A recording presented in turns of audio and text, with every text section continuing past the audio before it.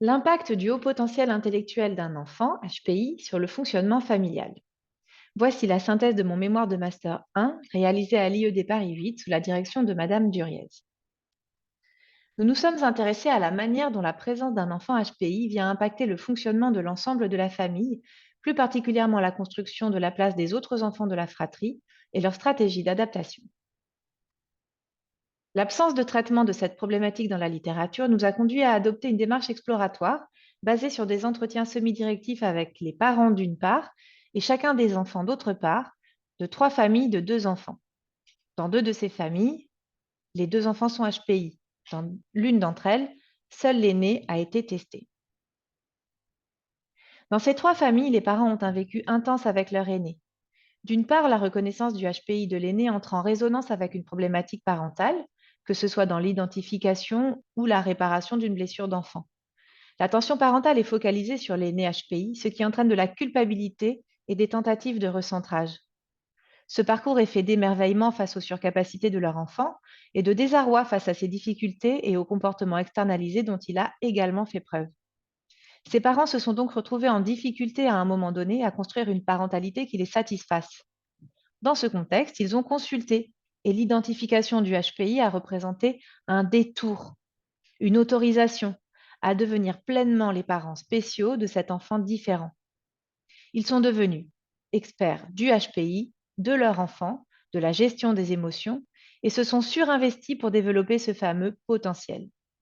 Dans le même temps, ils ont développé le mythe d'une famille spéciale et tiennent à distance le reste du monde, en particulier l'école, avec le thème du HPI en médiateur.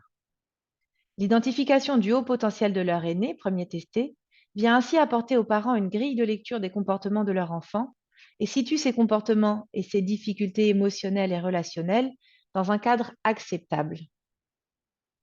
Alors, hop, j'ai été trop loin, comment se développent les cadets dans ce contexte? Le langage est révélateur car c'est une surcompétence pour les 3 aînés et une difficulté pour les 3 cadets, qu'ils soient HPI ou non. Plus largement, les frères et sœurs puinés se développent en se positionnant par rapport au rôle pris par leur aîné HPI. Ils ne s'autorisent pas à investir les sphères surinvesties par cet aîné, la sphère intellectuelle, l'exploration cognitive, et se présentent au monde plutôt dans l'inhibition ou des dimensions très contrastantes. En réaction à un différentiel d'attention parentale évoqué précédemment, nous retrouvons 2 types de comportements opposés chez ces cadets. Le développement de symptômes, de façon à mobiliser l'attention parentale, ou bien la présentation d'un conformisme excessif, un repli sur soi. Ils ne s'autorisent pas l'expression de leurs émotions.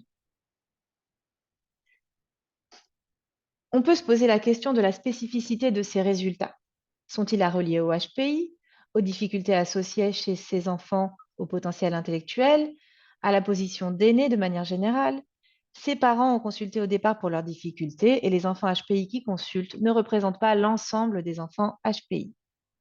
Plus largement, ces résultats confirment le phénomène d'absorption psychique des parents par leur enfant HPI évoqué par De Becker en 2020, qui vient questionner leur idéal parental d'équité.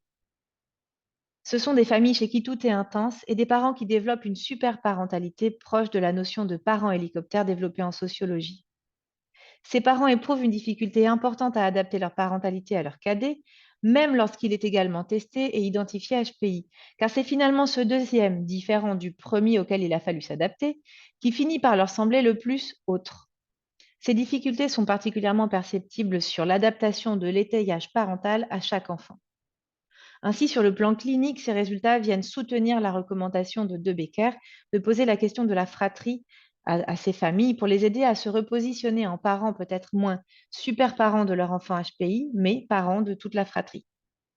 Enfin, le sujet de la régulation émotionnelle a été abordé spontanément par les 6 parents et le lien entre régulation émotionnelle, HPI de l'aîné et stratégie d'adaptation des cadets est une piste de prolongation de ce thème d'étude.